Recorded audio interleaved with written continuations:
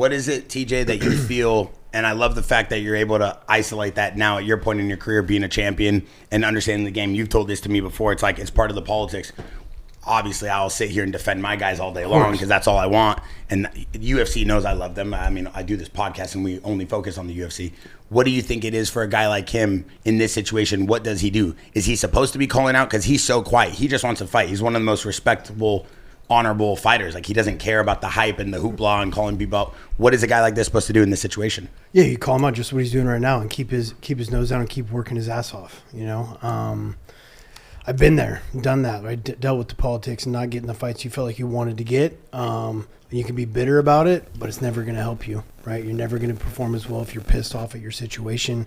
If the glass is always half empty rather than half full, you know, like, he's on top of the world right now. So just keep grinding, keep working harder like he is right now, making gains with Sam Calavita and the training you got going on down here in Southern California, and continue to make gains to where he can't be stopped, you know? Yeah, but you got to feel some type of way. Yeah, of course you're going to feel it, right? But if you let it affect your everyday, if you wake up in the morning, think about it, and you're like, fuck, this is bullshit, it's going to affect your mentality of training. It's going to make you hate the sport. Because there's definitely times when I was fighting that I hated the sport because of the politics, right? Yeah. And you got to get back to doing it why you love it. You can't take it personal. Yeah. That's what I did wrong. Yeah. That's why I ruined my relationship with Dana.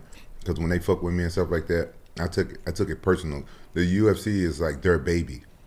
And even though now they have like big companies owning it and stuff, you got to look at it as just business and don't take it personal. Because when you take it personal, you're going to say stuff personal to them, and then you're going to have a bad relationship with them. So TJ got a point there. I did it wrong. I took it personal.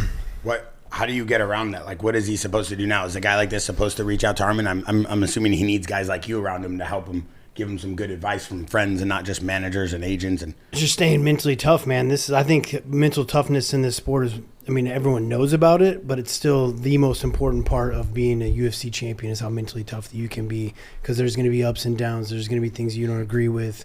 But as long as you stay focused on what's in front of you and what you can control, there's so much you can't control in business, in fighting, and obviously the business of fighting, you can't control it. So focus on just continuing to get better where you can't be denied, you know? All right, so now we're getting a lot of questions, Arman, and it says, if UFC called you right now and they said, we'll give you Gaethje, would you take that fight even though it's not a title fight? He just said he would. I know, I want. Yes, I would take the fight. It makes sense right now.